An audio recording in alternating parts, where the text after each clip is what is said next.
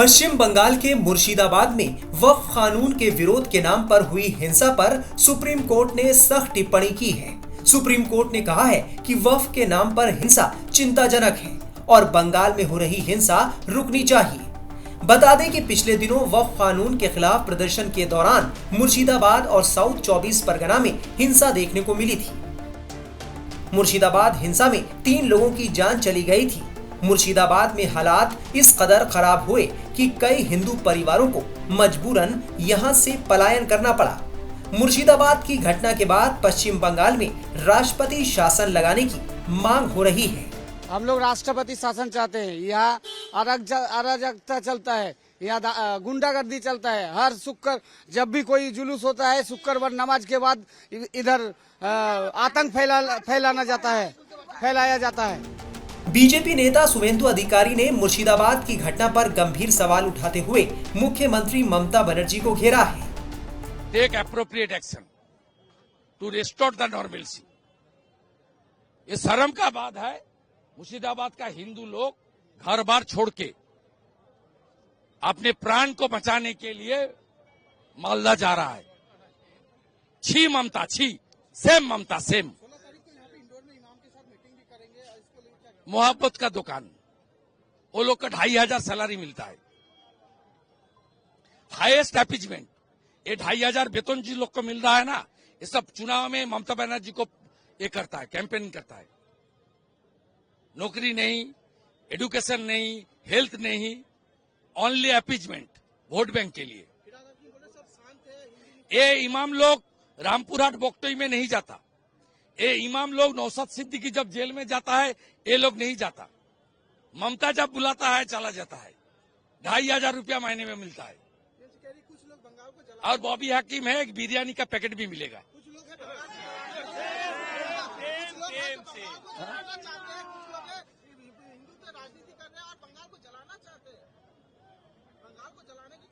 कौन जलाया? कौन जलाया? दुर्गा पूजा में सैमपुर बावड़िया कौन जलाया? काली पूजा में राजा बाजार कौन जलाया?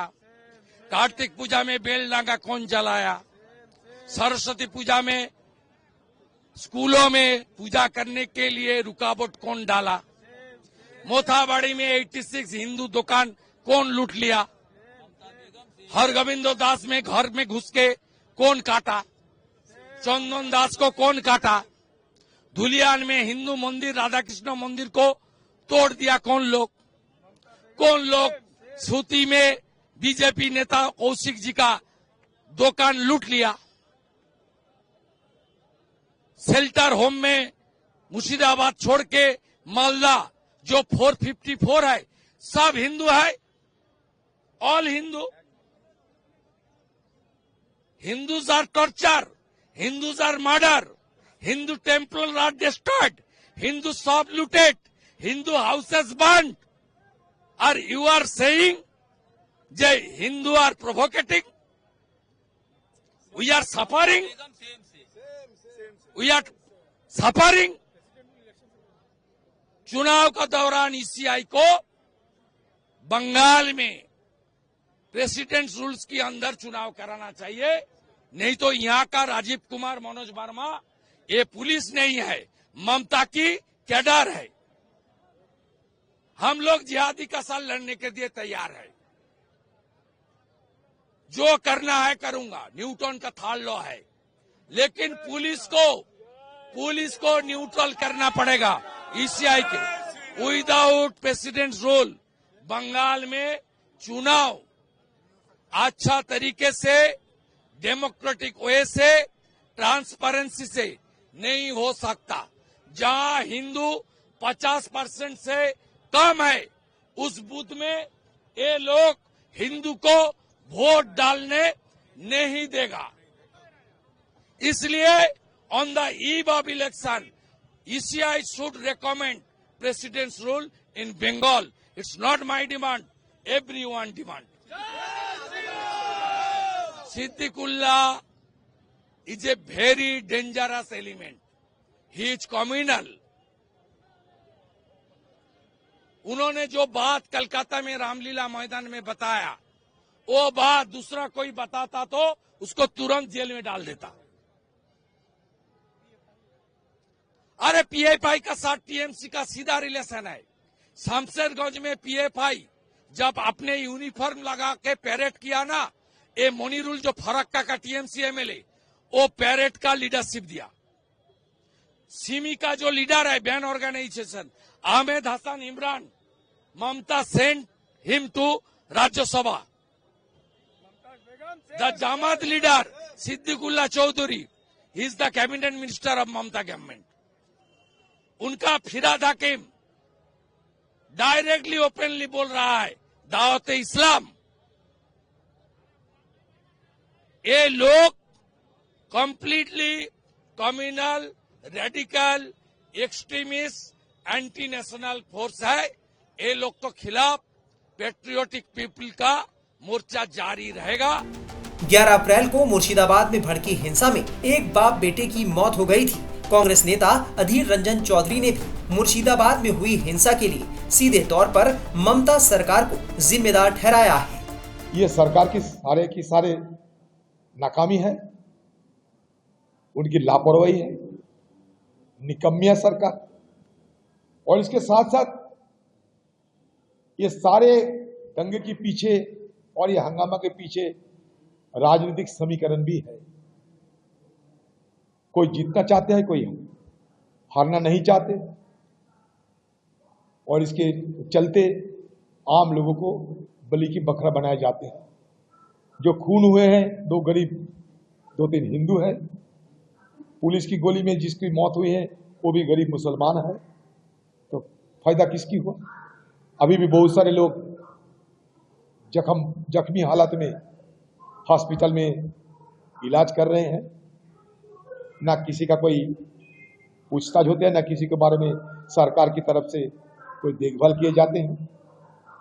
भगवान की भरोसे, अल्लाह की भरोसे, खुदा की भरोसे सब कुछ छोड़ दिए गए। अगर सूबे की सरकार, सूबे की पुलिस अगर चाहती तो ये घटना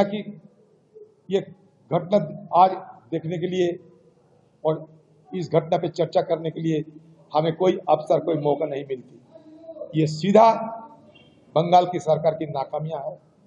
ध्रुवीकरण की जो राजनीति बंगाल में चल रहे हैं, जो जड़ पकड़ रही है, जिसकी शुरुआत बंगाल के मुख्यमंत्री ममता बनर्जी और बीजेपी पार्टी दोनों मिलकर चुनावी गठबंधन के चलते